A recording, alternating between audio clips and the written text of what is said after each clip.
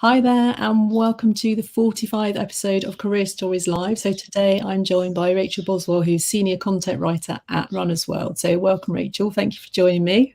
Hey, thanks for inviting me along. It's great to be here. Excellent. So Rachel and I met when we were in a queue in Chicago, queuing for the subway last year when nobody could work out how to use the machine. But it's really great to meet you, and we just spent quite a lot of the time together over the weekend having pizza and prepping for the marathon, which was great. Yeah, it was really nice. Okay, so please do comment if you're watching to let us know where you're watching from. Feel free to ask any questions, and if you're watching on replay, then the same applies. Just a quick intro, the basis for these lives. I've always been really interested in what people do and why they do it, learn about different career paths, that kind of thing. So the idea really is to inspire thought about what people can do, and then my guests tend to give a bit of advice on career tips, things like that. So if we go straight over to you, Rachel, can you just give us a brief intro into you and what it is you're doing right now? Yeah, thanks. So as Sarah said, I'm the Senior Content Writer at Runner's World UK. So I work in a very small team of 7 people, writing content mostly for the Runner's World UK website, but sometimes the print magazine as well, about all things running related, really. Training, injury prevention, nutrition, health, race reports, news stories. So everything that's in the sphere of running, I write about. But alongside writing, I also go to running related events, do the podcast, which I'm sure we'll talk about later. And I've sort of been in this current role for almost 6 months now, so I'm still quite new, but I've been in the running and sport industry for a few years now. But as we'll get on to, I'm sure, before that, I was not in the running industry. Still working with words, but it's been a bit of a sort of a 10-year journey to get to this point. Yeah, excellent. Okay, so yeah, we'll definitely come on to that. So early career. So I always like to ask people if they had jobs whilst they were at school or college, and if so, did they help you in any way? Yes, so when I was doing my A-levels in sixth form, I got a Saturday job at the local stationery shop on the Isle of Wight, which is where I'm from. Just an independent stationery shop. I loved that job. I actually really enjoyed it. Sort of, pricing things up, working on the till, photocopying things, laminating things, and it definitely teaches you those customer service skills, how to work. I mean, obviously I was 17, 18 at the time. It sort of teaches you maturity, accountability, timekeeping, and sort of working to sort of set standards. So I kept that going for while I was at university as well, during the vacation periods. Actually, when I was at university, during term time, my university didn't actually let us have jobs, which was interesting because they wanted you to focus a lot on your exams and your studies. I found it a little bit at sea in terms of what I do. Like I enjoyed my degree and enjoyed studying, but not having a kind of much help in getting that career experience. It kind of was a bit of a kind of impacted us a bit, I guess. So actually having that experience when I was at school was great because it shows you the real world. Oh, that's really interesting. So just kind of touch on that. How did you decide what you were going to study for your degree and kind of where you went? So I studied English language and literature, and mostly because I've always enjoyed English, I've always enjoyed writing and reading, and so I thought, okay, and I was quite good at it, so I thought, well, this is a great option. I also kind of considered doing art at university as well, because that's something also I really enjoyed and was quite good at. But I think I chose English because I felt that it opened up more opportunities, but at the same time I hadn't quite decided what I wanted to do, so I didn't want pick a specialist degree. So I thought, okay, it's something that will open up opportunities while I'm still in the indecision phase, and something I'll enjoy. So that's good. My... Yeah, excellent. Okay. And then how did you go on and start your career? University, I remember just before doing our finals exams, speaking with our tutors, and like, so what do we do after this? And the tutors were like, just focus on your exams, worry about that later. I thought, okay, fine. Got through the exams and thought, oh, now what? I was sort of back at my parents' house. I don't know what I'm doing. But I knew that I wanted to sort of work with words, something kind of writing based. And I was told, right, if you study English, you're going to be a teacher, you're going to be a journalist, or you're going to be in publishing. And I thought, oh, and I was very kind of, I hadn't spent much time thinking about my career. I always knew deep down that I kind of wanted to do writing. Yeah. But I kind of discounted that as something that is very hard to get into. I don't have enough experience. And I kind of played myself down and thought, no, I can't do that. So I thought, well, I'm really interested in publishing. Let's see what we can do there. And I sort of applied around and managed to get my first job at Taylor and Francis Group, which is an academic publisher. So managed to start that quite soon after finishing university. So I was quite lucky to get a job fairly early on. Yeah.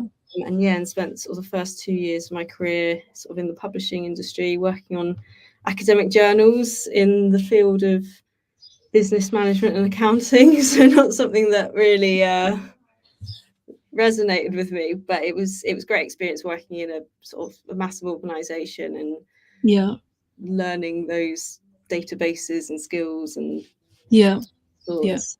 Yeah, that's good, isn't it? So you got experience of doing kind of what you in the direction you wanted to go in, and sometimes you need to do things that you don't necessarily resonate to work out what will, I suppose, don't you?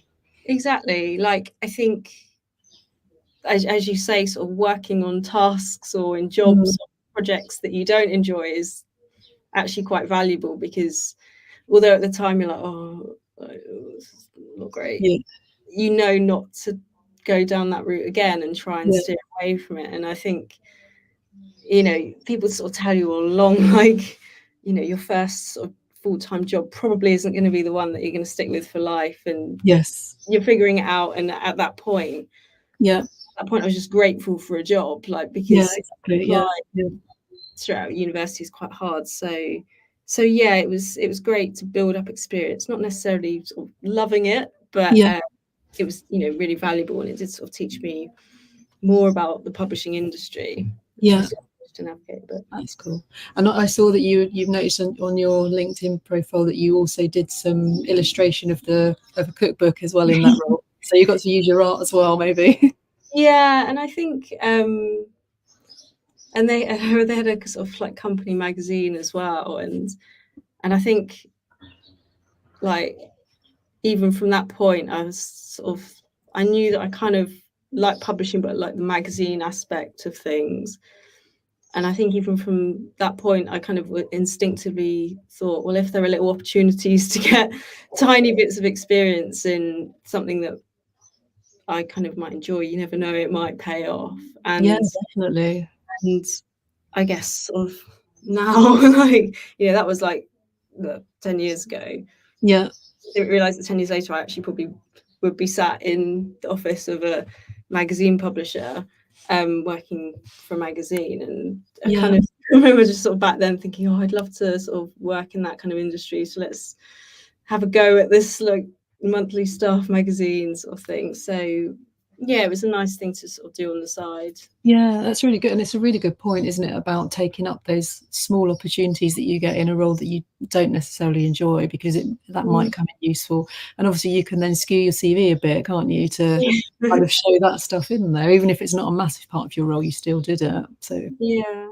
And I think if you're naturally drawn to something or kind of want to go in a direction, you do make yourself do these things. Well, not force yourself, but you feel more motivated to take on like extra things, because that's kind of what you instinctively want to do, or maybe more of, I guess. Yeah, exactly. So how's your career progressed then? So I noticed you did a couple of roles in kind of the education sector after that one.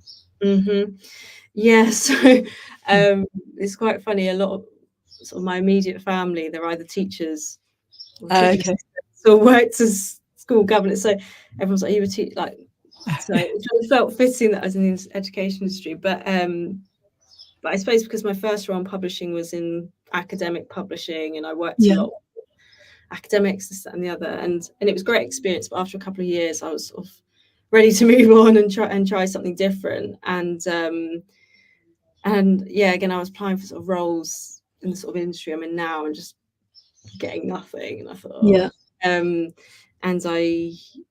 I thought, I sort of heard about sort of communications roles, not necessarily publishing, but sort of writing more and marketing, that kind of thing. And I was living in Oxfordshire at the time, and there was obviously the sort of big university city, like education is quite a big thing there. So I got a job at one of the Oxford colleges, working in their sort of communications team, working on sort of like fundraising, but also communications and things like that, and very sort of different dynamic, going from a big organisation to a small team, like working in a medieval room. So navigated through that, and that sort of led me naturally to then work at a school, and everyone then thought, are you a teacher? No, I'm not a teacher. So, working in the communications department again, but and working on a lot of events actually. And it's funny how things link up. And the reason why I took that job was because a lot of my job was involving sort of alumni and getting them back for things like sport events, and I was just, oh, sport, because I sort of, by that point, running was quite a big hobby of mine, and I kind of wanted to be able to sort of work on that in some kind of way. And I just saw that as a tiny opportunity to sort of go into that. So I was always kind of staying in the education sector, trying to sort of move a bit close to what I wanted to do. And then, so that was all still in Oxfordshire. And then I took a year out to have my belated gap year, and I lived in Australia for a year. Various sort of things lined up, I guess, to make that happen. Just sort of wanted to try something different, hadn't really sort of travelled, and yeah, so that was like sort of my year out of travel, and I was still working there. But then when I came back to London, I arrived back in the UK in January 2020, and we all know what happened then. So finding a job was even more. So that was everyone was being made redundant, and I was trying to look for a job, having just spent a year traveling. And so I realized that wasn't the time to be necessarily picky about trying to get my dream job. And I was just very lucky that I managed to sort of secure another sort of communications job at the British Science Association, working on their education programs. Yeah, really, really great place to work, actually, working on a sort of like charitable world. I mean, I haven't got a science background, but it was great to like be able to like sort of communicate that and work for sort of a really good cause. And yeah, so that was sort of my education bit. And then I saw a job at London Marathon Events and had to go for it and got it. And that was the pivotal moment, I think, that got me into this kind of running industry. Which led on to my next question. So passionate about running, and I think that's probably an understatement. All my friends talk to me about running a lot, but I know you're on a completely different level. So yeah, was that always the plan, or was it something that kind of evolved as you went along? I think so. I sort of started running regularly when I was at university, actually. I thought, oh, this is quite good. Sort of ran my first half marathon while I was in my first publishing job. And I thought, oh, it's all right, actually. And then it turned from being something that was a chore into something that was just part of my life. And I'd always sort of read Runner's World and was like learning and enjoying learning about it. And I knew I liked writing, and I was like, oh, I'd love to like write about running. So I would say for probably the best part of my post-university life, I've sort of wanted to work in the running industry, but just never thought it was possible. So, the chance of it is impossible. Like, it's never going to happen. But I think I did things that sort of, as I mentioned earlier, like if you want something, you kind of instinctively sort of draw to it. So when I was living in Australia, I sort of did a lot of races, and I sort of, there's all the different states and territories in Australia, and I was like, I'm going to do a race in each one, and started a blog, like as you do, which I sort of cringe about now, but I actually think like sort of creating my own blog, my own like little website, writing about my running, sort of, you know, swallowing your pride in a bit and sort of publishing it. I thought, you know, this is like showing. Sometimes it's quite hard when you're like applying for a job to be like, please listen to me, I do really want the job, I do really care, and I know that you're getting hundreds of applications, but please. And I think, you know, you say like you can skew your CV a bit, I guess, and I was sort of working on other things, but while I was applying for my job at the British Science Association and of course London Marathon Events, I was saying, look, I do really care about this sport. Here's my blog, like showing my passion in that I can write sentences quite well. And I think, and also the role at London Marathon Events was working on their websites, building pages. And I was like, well, I built this website. So, you know, whether it's luck or good coincidences, or I think because I did have that kind of, although I never really thought it was possible that I would get into the industry, I still tried anyway. And I think, I guess, you don't try, you don't know. And it's funny when you look at how things link up, and although you think you're a million miles away, like you sort of jump on those opportunities that kind of link up. So yeah, I guess so. In summary, I guess I'd always secretly deep down wanted to work in the sector, but never really told anyone, because actually an ex-boyfriend was like, you're never going to work for Runner's World, get over it. Right. And I'm just like, huh. But but yeah, it's kind of, yeah, I think, yeah, if you want something, you can work towards it, I think. Definitely, and being creative about the ways to do it as well, because I know quite often I talk to people about, you know, volunteering as a, for instance, you know, if there's something you wanted to do, I don't know, say social media, and you do some work for a charity doing their social media, and then it's all good experience to put on your CV. So it's a similar kind of idea, really, isn't it? Exactly. And I guess, as you say, things like volunteering or sort of offering up your own time, you know, it also gives you a chance to see whether you do actually enjoy it or not, because you might think, oh, actually, this is what I think it would be. And yeah, it does show that you're passionate because you're putting your own time in, not necessarily getting remunerated for it. So I think, yeah, it all kind of pays off, hopefully. And I guess for running in particular, if there was someone watching that wanted to do something similar, you've got Parkrun where you can write the race report, so that would be a great thing, wouldn't it? You've kind of, yeah, absolutely. And you know, if you're a member of a running club, a lot of running clubs have, some of them have websites or social media, and you know, just doing write-ups, or like the club weekly email, or just volunteering or helping in some way. Like, you know, you don't necessarily have to want to be a writer, because it's quite I realize I'm in like quite a niche, but if there was something you wanted to do in the industry, just sort of get involved. There are so many, you know, whether it's running or any other kind of sport, so many events that would welcome volunteers and help. Like, I know from working at London Marathon Events, it's like, please help us, like we need people to help. I'm sure. Offering up your time and being involved, or even if not directly, like you could do, like I did a load of events. I wasn't connected with them, but I wrote about it, took some pictures, and sort of, I didn't mind doing it because I knew that I enjoyed writing and running. So I would just like go to a cafe, type up some bits, You know, if someone was to read it now, I'd be like, oh, but like at the time it was really, you know, No, it's good. You know, whatever it is, sort of, even if you think it's not going to get you anywhere or quite a small thing, as you say, Sarah, it does all add up. Definitely. And accumulates. And it might not be that you get your dream job tomorrow. Like for me, it took 10 years, but I don't regret the past 10 years because you still build up experiences that you might not have got if you went straight into your dream job. So, Exactly. I don't regret it. Yeah. Oh, that's really good. So you moved from Runner's World, you then went on to the running channel. So what did you do there? Yeah, so I was there. I was only there for a short time just because my current job came up quite quickly. Yeah.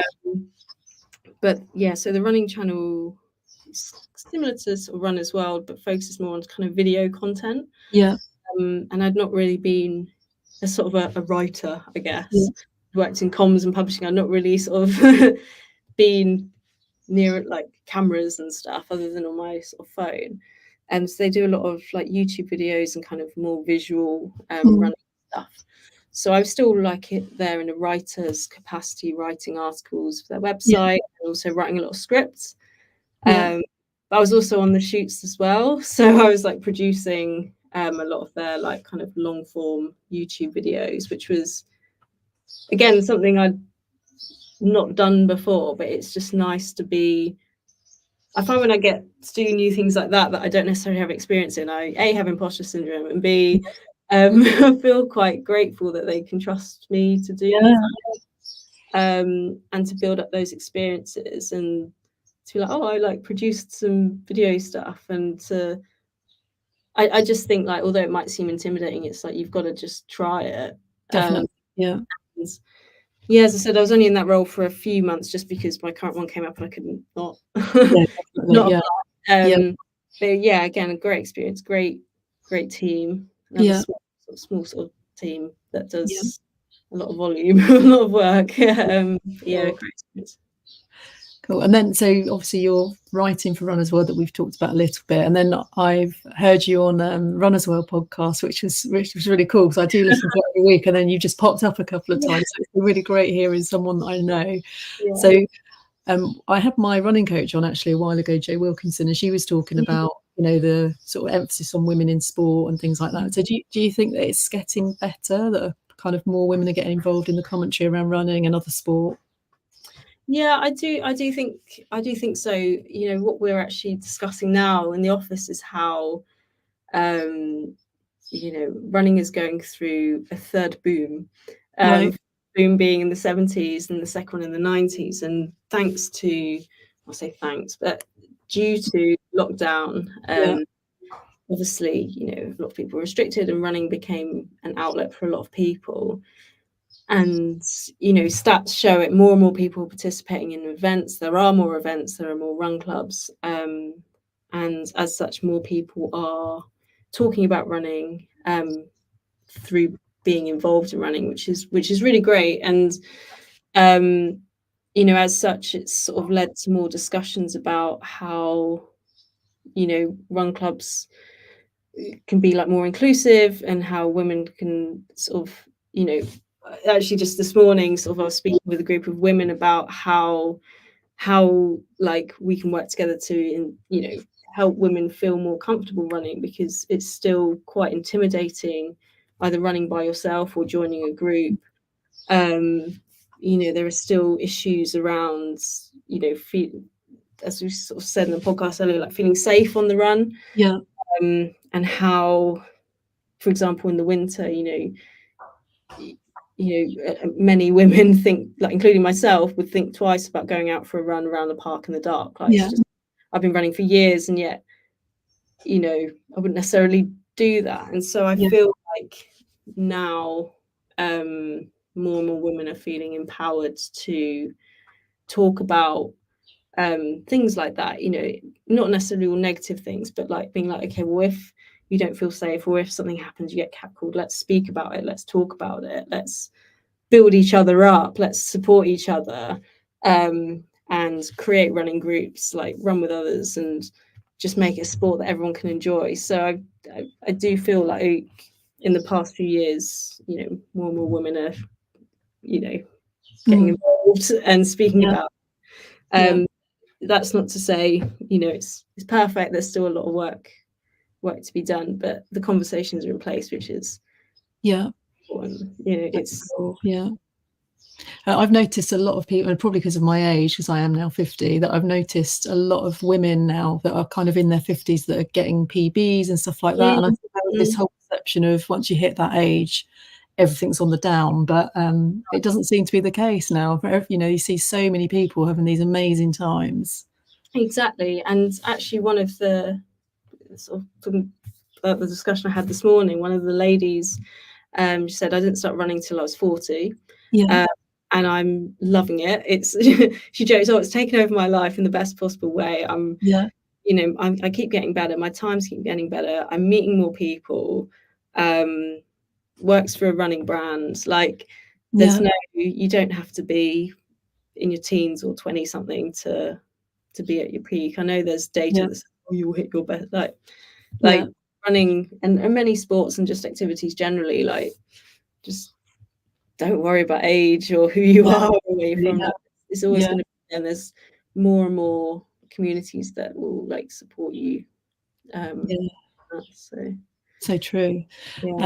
So moving away from running slightly, so you're also talented artists and you work on a commissions basis. So how do you decide what you'll take on? Do you still do that, or is it kind of so I do still do some sort of artwork commissions. I think it obviously with a sort of full-time job, I can't sort of dedicate my whole time to it, and it's a really nice thing to do, because obviously it used to be I worked and running my hobby, and now running is also my job. So it's a really nice outlet to have when I have some like downtime, and I think it sort of started in lockdown, like most things do. I've always sort of drawn and been into art from a young age. As I said, I sort of almost considered studying it, higher education, but I think it started when my sister asked if I could draw a picture of their dog for my brother-in-law for his birthday. So, okay, that's a nice idea.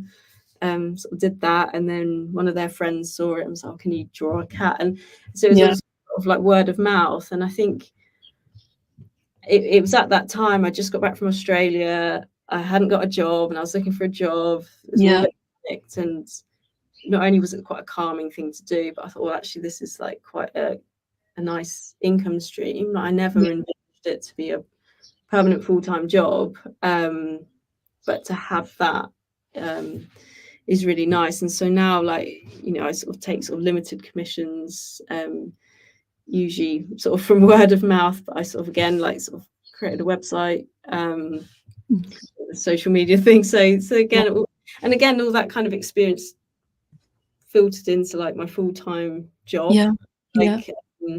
So it's so that kind of experience is helpful, but it's also therapeutic, and I just enjoy art, and it's can't be running all the time. You gotta sit down. No, exactly. So I still do bits of that. That's good. So have you got any advice for students who are about to leave school, college, or university who want to make writing part of or all of their role? So I guess something that I think, being patient. I mean, some people manage, I think, sort of working in the industry I'm in now, there are a lot of work experience people here who work here for a week or 2 weeks. So if you can get if you want to work in magazine industry, for example, reach out, get work experience, because places like Hearst, where I work, it doesn't matter if the magazine you like, whether you want to work for magazines or not, it's great experience, and you'll be writing content, you'll be editing content, sort of getting that day in life experience. So try and get the work experience, if you can, if that's sort of feasible. Student newspapers and magazines, that's something I didn't do but wish I did, because at the time I didn't want to spend my spare time writing when I went for a run. But it's great experience to do, and I think So if you can sort of build in like little bits, and as you suggest as well, Sarah, sort of volunteering to write, you know, I'm only thinking from the runner's perspective, race reports, or, you know, event, you know, whatever it might be that sparks your interest. But yeah, as I said, I think knowing that your sort of dream writing gig might not come immediately is fine, because, you know, there are other avenues, like straight up journalism might not actually be for you. It's warn you, it's not you're not gonna be on megabucks salary in this industry, but they love it. But there are, you know, it's not the only industry where you write. Like, as I said, I worked in like marketing and communications. You do a lot of writing in that, and it's really great. And you don't necessarily have to work for magazines or publishers. You know, I worked at a university college and a school, and I still got to do writing. I worked at a science organisation, I still got to do writing. So try and like broaden your horizons and look in places you might not necessarily think, because they're probably going to be less inundated. And there's writers, don't they? Yeah, there's still great entry points to get you in. And even if, you know, it's not like love at first sight with that job, it's great experience that will move you in the right direction. So yeah, it's my sort of advice, I guess. Thank you. So, well, thank you very much, Rachel, for coming on today. It's been really great to chat to you. Thank you to everyone watching. And if, as I said, if you do have questions you're watching later, then please do feel free to ask them. So I'm back in 2 weeks, Thursday 21st, when I don't actually know her surname, Frankie from the gym. So she's my Pilates teacher, but she teaches all different classes. So I'm just interested to talk to her about her whole career has been in the fitness industry. So that would be great. So thanks again, Rachel, and I will see you next week. Great. Bye. Sarah, bye. Bye.